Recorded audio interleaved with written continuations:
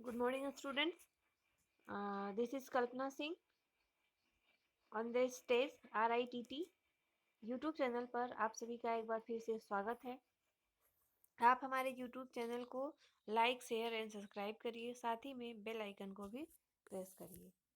ठीक है, तो चलिए आज हम लोग एक नया टॉपिक देखेंगे। नया टॉपिक के बारे में चर्चा करेंगे, मध्यकालीन शिक्षा का विकास। ठीक है, तो मध्यकालीन शिक्षा का विकास यानी कि मुस्लिम काल में शिक्षा का विकास कैसे हुआ और कब तक और किसने क्या उसमें किया, उसके बारे में हम लोग आज देखेंगे। तो देखिए यहाँ पे मध्यकालीन शिक्षा का विकास। ठीक है,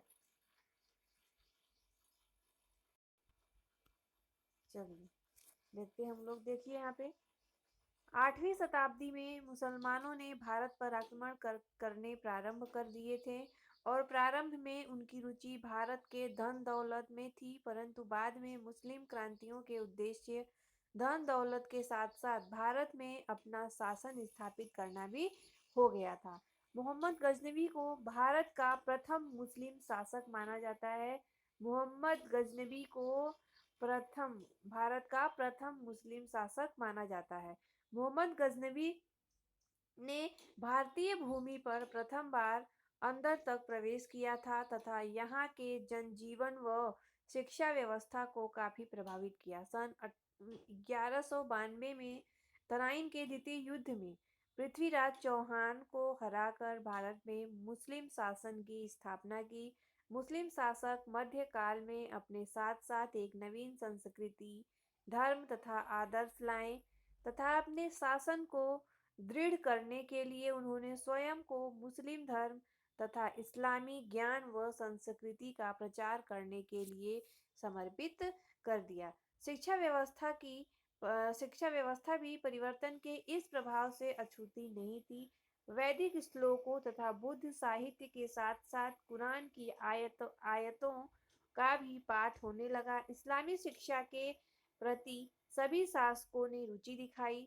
सभी मुस्लिम शासक शिक्षित थे तथा विद्वान संरक्षण दिया करते थे। उनके फलस्वरूप इस्लामी शिक्षा की धारा प्रवाहित हुई और 14वीं शताब्दी में अरबी, फारसी तथा हिंदी के सम्मिश्रण से मुगल सैनिक शिविरों में एक नई भाषा उर्दू की उत्पत्ति हुई। इतिहास लेखन का भी कार्य इस काल में हुआ। आईने अकबरी तथा बाबरनामा इस काल के ऐतिहासिक ग्रंथ हैं। ठीक है, अब मध्यकालीन शिक्षा का विकास प्रायः प्राथमिक तथा उच्च शिक्षा से हुआ है। अब आगे देखते हैं हम लोग।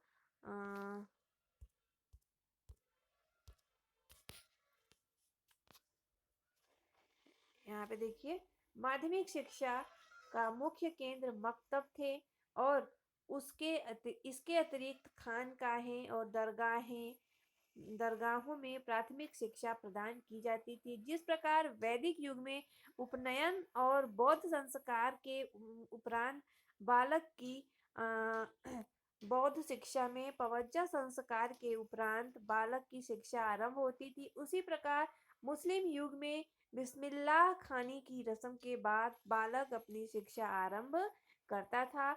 उच्च शिक्षा की संस्थाएं मदरसे में थी और ये बिस्मिल्लाह खाने की रस्म कब होती थी? 4 साल 4 महीने और 4 दिन के का बालक होता था, तब इसका ये बिस्मिल्लाह का रस्म होता था। ठीक है, उच्च शिक्षा की संस्थाएं मदरसे थी। उच्च शिक्षा की अवधि 10 से 12 वर्ष की थी। उनका पाठ्यक्रम विकसित था। इसमें छात्र को कुरान की आयतें कंठस्थ करनी पड़ती थी और उसका सूक्ष्म एवं आलोचनात्मक अध्ययन करना पड़ता था। मदरसों में शिक्षण विधि मौखिक थी और छात्रों को शिक्षा देने के लिए अध्यापक भाषण विधि का प्रयोग करते थे और मध्यकालीन में मुख्यतः भाषा क्या थी? फारसी थी। ठीक है, तो अब हम देखेंगे मध्यकालीन यानी कि मुस्लिम कालीन शिक्षा की विशेषताएं।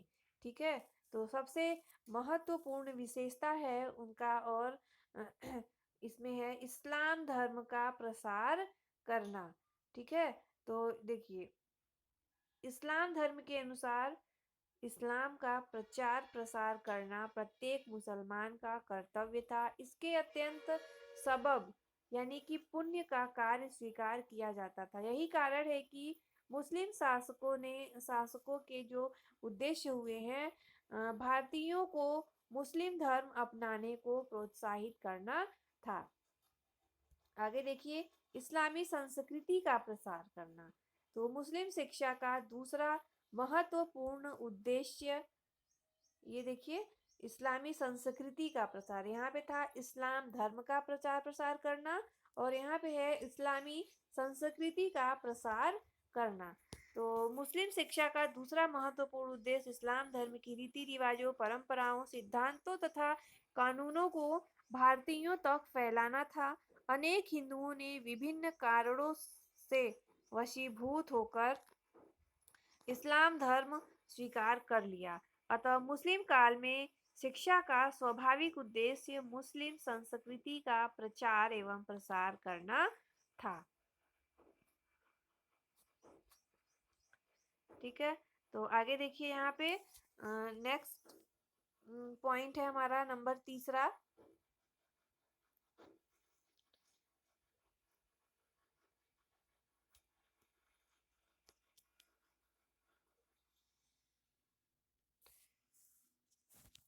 तीसरा है हमारा टॉपिक है मुसलमानों में ज्ञान का प्रसार करना। ठीक है, तो इस्लाम धर्म के प्रवर्तक तथा अनुयायी ज्ञान को निजात कर देना ही साधन मानते थे। इसलिए प्रत्येक मुसलमानों के लिए ज्ञान के द्वारा ही व्यक्ति धर्म अधर्म कर्तव्य अकर्तव्य आदि का निर्णय करने में सक्षम हो सकता था, क्योंकि ज्ञान की प्राप्ति शिक्षा के द्वारा ही संभव हो सकती है। इसलिए मुस्लिम शिक्षा का एक उद्देश्य मुसलमानों में ज्ञान का प्रसार करना भी था। अब अगला है चौथा हमारा मुस्लिम शासन को सुदृढ़ करना। तो मुस्लिम शासकों ने शिक्षा को अपनी राजनीतिक स्वार्थ सिद्धि का साधन नहीं बनाया। यद्यपि यह शिक्षा का कुछ राजनीतिक उद्देश्य था, फिर भी लगभग सभी मुस्लिम शासकों ने शिक्षा के द्वारा अपने शासन को प्रयास किया। अतः मुस्लिम शिक्षा का उद्देश्य मुस्लिम शासन को सुदृढ़ बनाना था। अब नंबर 5 है सांसारिक ऐश्वर्य की प्राप्ति। जो मुस्लिम शासक थे सांसारिक ऐश्वर्य की प्राप्ति तथा वैभव प्राप्ति को अधिक महत्व देते थे। मुस्लिम संस्कृति में पुनर्जन्म पर विश्वास नहीं किया जाता था। इसलिए शिक्षा की केवल आध्यात्मिक विकास का साधन न मानकर भावी जीवन की तैयारी करना भी माना जाता था। संभवतः इसी कारण से मुस्लिम काल में शिक्षा का एक उद्देश्य बालकों को इस प्रकार से तैयार करना था कि वे अपने भावी जीवन को सफल बना सकते थे, सांसारिक उन्नति कर सकते थे।